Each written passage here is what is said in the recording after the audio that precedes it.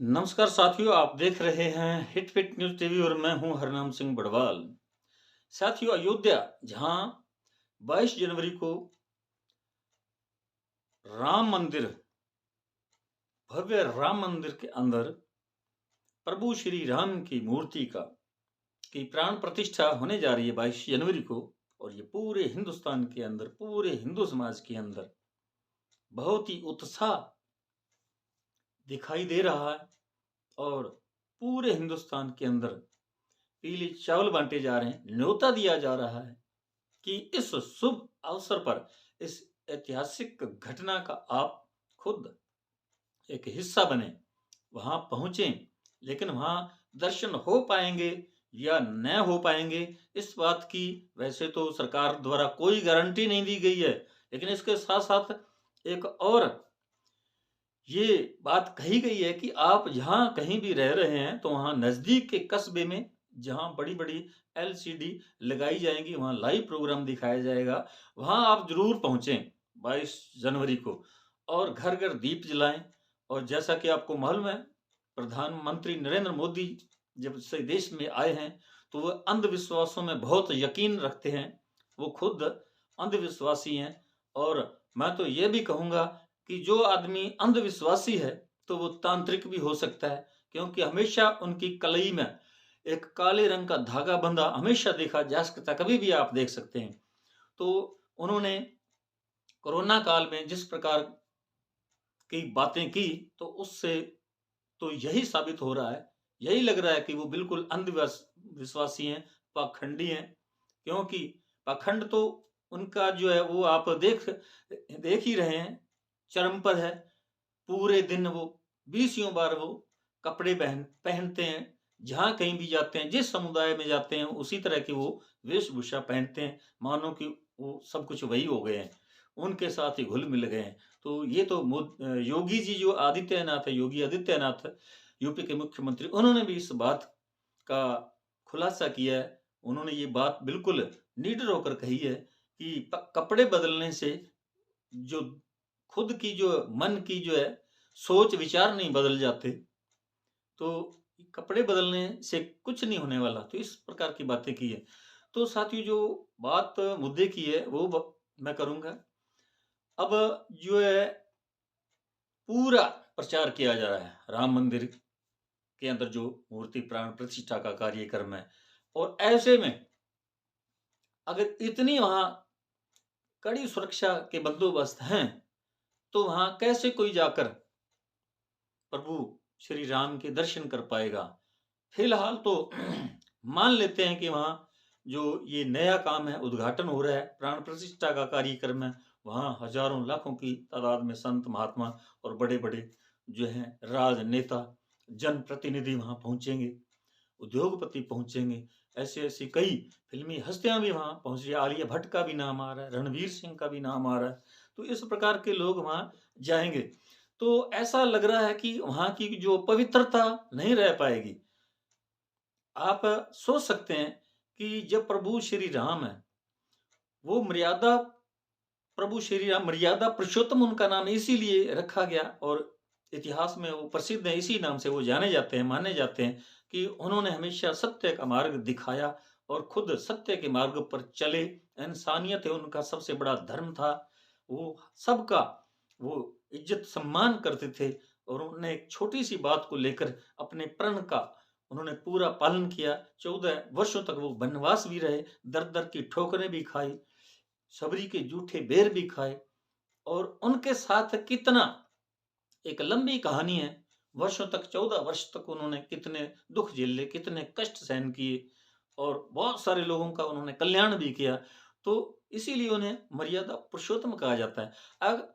अब जो हिंदू लोग हैं, हर किसी के मन में ये बात जरूर आती है कि हम भी इस कार्यक्रम का, इस ऐतिहासिक घटना का हिस्सा बने, हम भी वहां जाकर देखें। लेकिन वहां जिस प्रकार की जो कड़ी जो सुरक्षा के बंदोबस्त बताए जा रहे हैं, और ऐसे में वहां अगर कोई घुसपैठ हो जाती है, कोई आतंकवादी संगठन के कुछ लोग वहां पहुंच जाते हैं, और इतनी कई लेयर बताई जा रही है कि वहां सुरक्षा की इतनी लेयर है कि वहां कोई पत्ता भी नहीं हिल सकता। तो उसके बावजूद 18 जनवरी के दिन वहाँ 3 लोग, ऐसे 3 लोग वहाँ गए जो स्कॉर्पियो गाड़ी में वहाँ की रेकी कर रहे थे, और वो तीनों ही राजस्थान के ही रहने वाले हैं। एक का नाम जो है शंकर लाल दुसाद, और दूसरे का नाम अजीत कुमार शर्मा, और तीसरा है प्रदीप पूनिया। तो ये तीनों लोग वहाँ पहुँच गए। इनके पास स्कॉर्पियो गाड़ी थी जिसका नाम जिसके नंबर है HR 51 BX 3753। तो ये लोग वहाँ पहुँच गए थे और रेकी कर रहे थे। तो यहाँ जैसा कि यूपी की सरकार है, योगी आदित्यनाथ की सरकार, उन्होंने यहाँ इतने कड़े सुरक्षा के बंदोबस्त किए, जिसमें उन्होंने यहाँ सर्विलांस एक नंबर का था, इलेक्ट्रॉनिक सर्विलांस, और भौतिक यानी मनुष्य लोग जो गुप्तचर एजेंसियां थी सिविल कपड़ों के अंदर वो घूम रहे थे, हर वहाँ आने वाले का वहाँ तलाशी ली जा रही थी, जांच पड़ताल की जा रही थी। तो उन पर तीनों पर ये इस प्रकार का संदेह जताया गया, उन पर शक हुआ कि ये लोग 2-3 दिन से यहाँ घूम रहे हैं और इनके पास स्कॉर्पियो गाड़ी है जिस पर प्रभु श्री राम का झंडा भी लगा हुआ था। तो उनका जो है गुप्तचर एजेंसियों ने उसका पीछा किया, ATS यानी ATS ने उनका पीछा किया।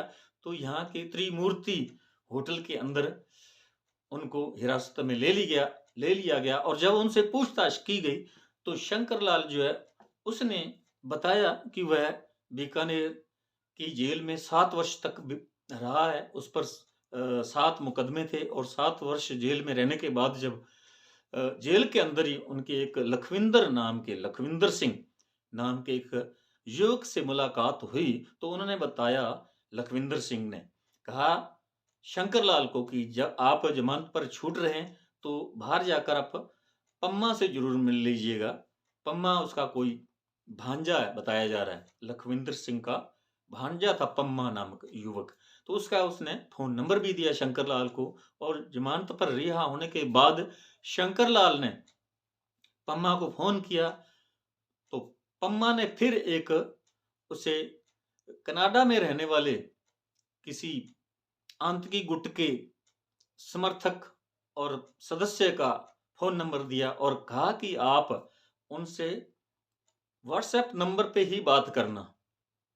अब जो है एक पन्नू है, पन्नू, अधिकतर पन्नू नाम से जाना जाता है, वो खालिस्तान का समर्थक है, और वो विदेश में रहकर ही खालिस्तान के लिए वो काम करता है। नए नए युवकों की वो अपनी जो है सिख फॉर जस्टिस एक उनका एक संगठन है, और उसके अंदर उनको वो शामिल करता है, उसका सदस्य बनाता है। सिख फॉर जस्टिस नाम का संगठन है जो उसका पन्नू का, तो उसमें वो शामिल करता है। तो जो हरमिंदर सिंह है, एक विदेशी जो खालिस्तान का समर्थक, उसने बताया कि मेरी जिम्मेवारी लगाई है पन्नू ने। उसने कहा है कि आप अयोध्या की जो रेकी करके उसका एक नक्शा बनाकर मेरे पास भिजवाएं। तो ये शंकर लाल दुसाद है, उससे जब ATS ने सख्ती से पूछताछ की तो उन्होंने इस प्रकार का खुलासा किया है। तो साथियों, अगर आज इस प्रकार की वहां घटनाएं हो रही हैं और इतनी वहां सख्ती है, इतनी वहां कड़ाई है, और आम लोग जिनकी आस्था है प्रभु श्री राम में, तो कैसे वहां दर्शन कर पाएंगे? तो वहां जिस प्रकार आज भेदभाव किया जा रहा है, वहां भी दलितों की वहां आने जाने पर बाद में हो सकता है प्रतिबंध लगाए जाएंगे। तो ये इस प्रकार भगवान के घर या भगवान के घर जाने में या भगवान के दर्शन करने में भी इतनी शक्ति होगी, तो लोग कैसे प्रभु श्री राम को वहां जाएंगे, उनकी पूजा पाठ करेंगे या उनके दर्शन कर पाएंगे? तो ये एक बहुत बड़ा सवाल है। अगर ये जो इतनी शक्ति, इतनी कड़ाई, इतने प्रतिबंध, इस प्रकार की बातें हो रही, तो 22 जनवरी के बाद एक बार तो जो कुतूहल है लोगों का, धीरे धीरे जाएंगे, साल 2 साल तक इस प्रकार ये सिलसिला चलता रहेगा, लोग आए जाएंगे, दर्शन करेंगे। लेकिन ये कब तक सुरक्षा के इतने कड़े और सख्त बंदोबस्त इसी तरह से किए जाते रहेंगे? अब अगर अमृतसर में जो स्वर्ण मंदिर है, उसमें वहाँ लोग हर जाति धर्म के वहाँ लोग जाते हैं। वहाँ कोई किसी दलित को नहीं रोका जाता। वहाँ सराय हैं बनी हुई, जहाँ लोग हर धर्म के लोग वहाँ जाते हैं, रहते हैं। वहाँ लंगर खाते हैं, रहते भी हैं, दर्शन करते हैं। वहाँ किसी प्रकार की कोई पाबंदी नहीं है और वो इसलिए वहाँ जो है स्वर्ण मंदिर, उसको कोई किसी तरह का कोई डर नहीं है कि वहाँ कोई आतंकी या कोई धर्म विरोधी लोग वहाँ आकर वहाँ किसी तरह का कोई नुकसान पहुँचाएँगे, हानि पहुँचाएँगे, क्योंकि वो सबके लिए जो है वहाँ के द्वार खुले हैं। हर जाति धर्म चाहे कोई भी हो, सबके लिए वो सब लोगों से अपना समझते हैं कि ये हमारा खुद का ये धर्म स्थान है, इसलिए वहाँ इस प्रकार का कोई खतरा नहीं। अगर अयोध्या में प्रभु श्री राम का जो नया मंदिर बना है, उस पर इस प्रकार की पाबंदियां लगाई जाएंगी, तो ऐसा भी समय आ जाएगा जब लोग उससे नफरत करने लगेंगे और हिंदू धर्म की और प्रभु राम की किरकिरी होगी।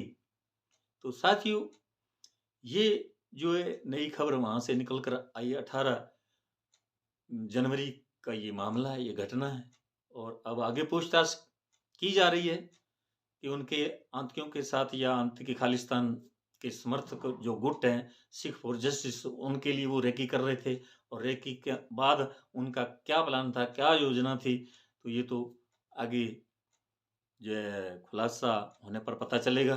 तो साथियों, ये हमारा वीडियो आपको कैसा लगा कमेंट बॉक्स में ज़रूर बताइएगा। यदि आपने हमारे हिट पिट न्यूज़ टीवी चैनल को सब्सक्राइब नहीं किया तो प्लीज़ सब्सक्राइब ज़रूर करें और इसे अधिक से अधिक शेयर करें, लाइक करें। आपका बहुत-बहुत शुक्रिया, धन्यवाद, राम राम, सत श्री अकाल।